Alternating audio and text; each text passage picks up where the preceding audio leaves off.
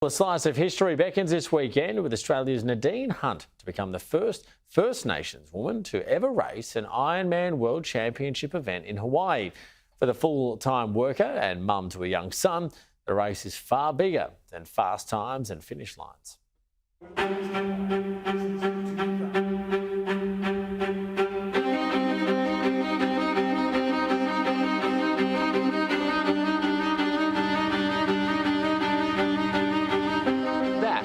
Is Kona, triathlon's spiritual home, where athletes, both professional and age group, tackle a 3.8 kilometre swim, 180 k's on the bike, and then a marathon, 42.2 k's, all on the same day at the Ironman World Championships.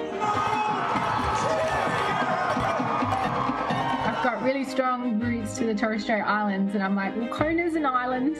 We really appreciate the importance of country and sea, and that it's an extension of who we are. And so as long as I show that respect and show that appreciation to their country and sea, like, I know I'll be okay. In the middle of it all, this weekend, Australia's Nadine Hunt, the first First Nations woman to ever race at the event. I think initially I was a bit in shock because I'm like, we're in 2023 here. Like, what? What is going on? Why is it taking why is it taking us so long? Hunt's journey to this moment has been fueled by a desire to be comfortable being uncomfortable.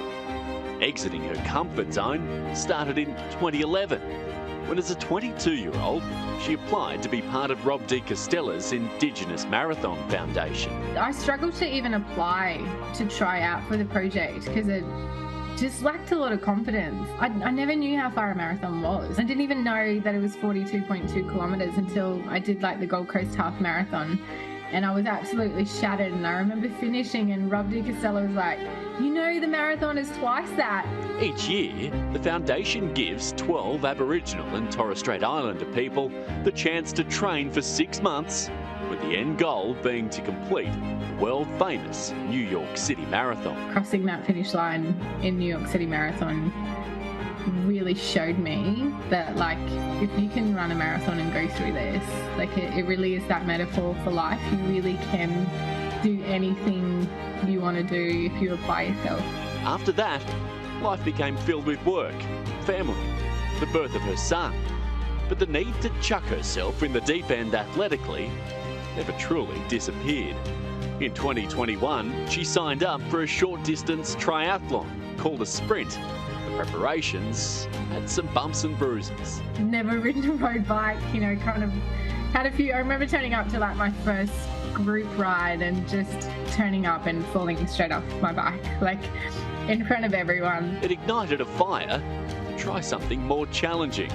In the following year, a half Ironman in Cairns was on the agenda until a crash on a training ride changed everything. It was our last kind of training ride, just flying down the highway and just hit like a bit of a pothole and kind of slid onto the highway. I remember looking up and seeing the number plate of a car like stopped right there, knowing that there was seconds between everything being totally fine and potentially not being fine.